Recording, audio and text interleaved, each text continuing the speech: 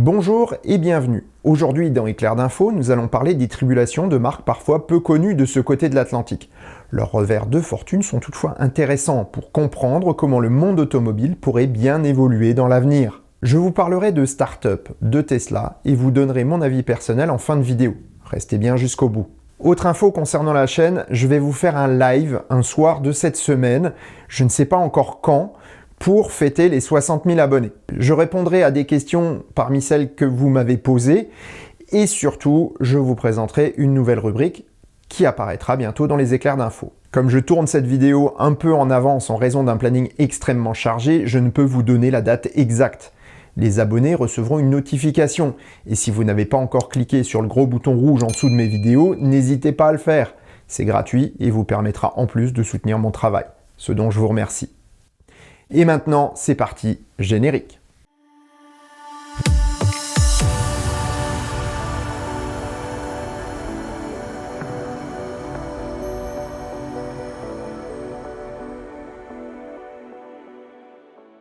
Illustre inconnue pour le grand public, la marque américaine Canoo fait pourtant parler d'elle régulièrement outre-Atlantique, avec notamment une apparition dans la célèbre émission Jay Leno's Garage. Le concept est simple. Réaliser une plateforme adaptable et efficace permettant de développer toute une gamme de véhicules électriques abordables. Ainsi, le plancher regroupe toutes les fonctions techniques de l'auto. Batterie conçue à base de cellules 2170 Panasonic, puissance de 300 chevaux et direction sans liaison mécanique sont de la partie. Dans un premier temps, le concept ne prévoyait qu'une commercialisation sous forme de location pure et modulable au mois. Cela devait permettre une grande flexibilité pour l'utilisateur, tout en rendant le concept abordable. Si cette manière de faire devrait perdurer, le constructeur a tout de même décidé de vendre ses véhicules. Le prix du monospace familial Lifestyle devrait démarrer à moins de 35 000 $ hors taxes aux États-Unis. Enfin ça, c'est si la production démarre. Au départ, le véhicule devait être produit chez VDL Nedcar aux Pays-Bas, avant que cette option ne soit abandonnée pour se concentrer sur une nouvelle unité de production en Oklahoma, ce qui est bien plus simple d'un point de vue logistique. Le constructeur fait pourtant face à deux menaces importantes qui pourraient au mieux retarder la production et au pire condamner l'entreprise. Premièrement, son introduction en bourse grâce à la fusion avec le fonds d'investissement NC Acquisition pourrait être entachée d'irrégularités, menant à l'ouverture d'une enquête par la commission des opérations de bourse.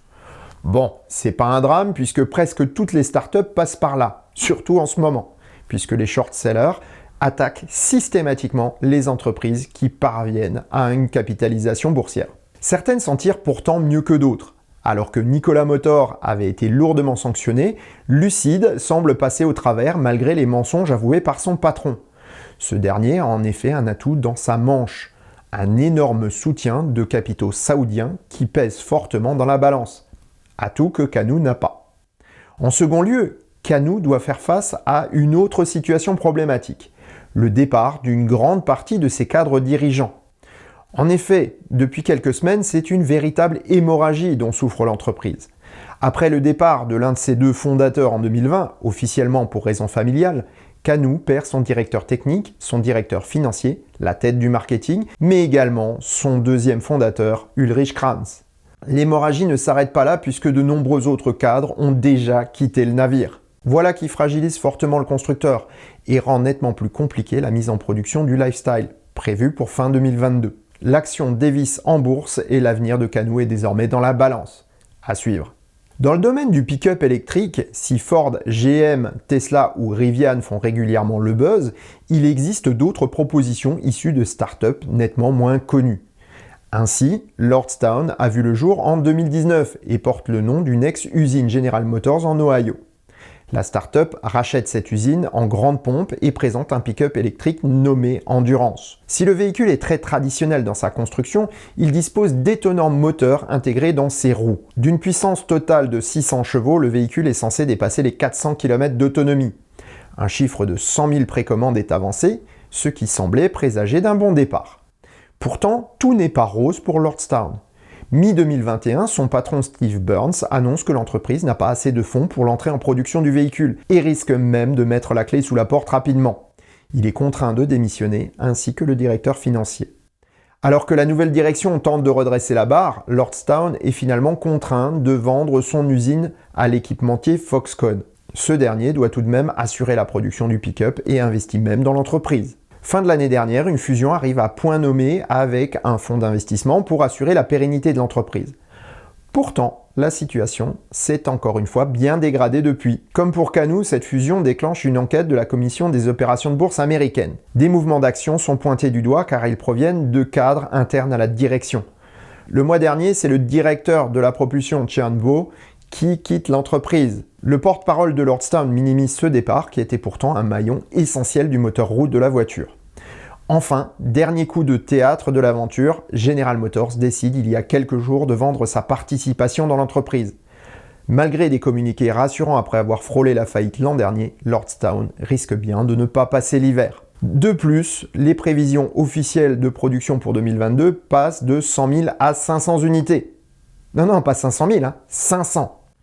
Tout comme Lucid ou Rivian, cela illustre bien le défi que représente la production en grande série pour un petit constructeur. Tout comme celle de Canoo, l'action Lordstown est au plus bas, tout comme la confiance des investisseurs. Décidément, il ne fait pas bon être une start-up en ce moment. Il y a quelques mois, je vous avais présenté le X-Bus, petit véhicule modulaire électrique au concept très futé. Je vous mets d'ailleurs la vidéo dans les fichiers en description. Il devait être produit ce mois-ci et je devais en prendre le volant. Malheureusement, la crise des composants électroniques est passée par là, tout comme la pandémie. Le X-Bus voit son lancement reporté à 2023, selon le mail envoyé par la marque à ses clients ayant précommandé. Les équipes du constructeur ne chômeront pas pour autant cette année. Profitant de ce temps supplémentaire, les ingénieurs comptent faire évoluer le produit au-delà de ce qui était initialement prévu et obligatoire pour son homologation en quadricycle lourd. Ils souhaitent réaliser plus de crash tests et optimiser un peu plus la sécurité, avec peut-être une arrière-pensée d'homologation en automobile traditionnelle. Reste à savoir si les prix annoncés seront maintenus. En tout cas, je tiens à remercier Richard de l'information, X-Bus n'ayant pas communiqué publiquement au sujet de ce retard. Seuls des mails privés ont été envoyés à ceux qui disposent d'un compte sur le site. Encore une fois à suivre. Ceux qui me suivent le savent, depuis sa présentation en 2019, j'ai un faible pour la gamme proposée par Rivian. Le pick-up R1T était même le numéro 1 dans ma wishlist pour un futur achat.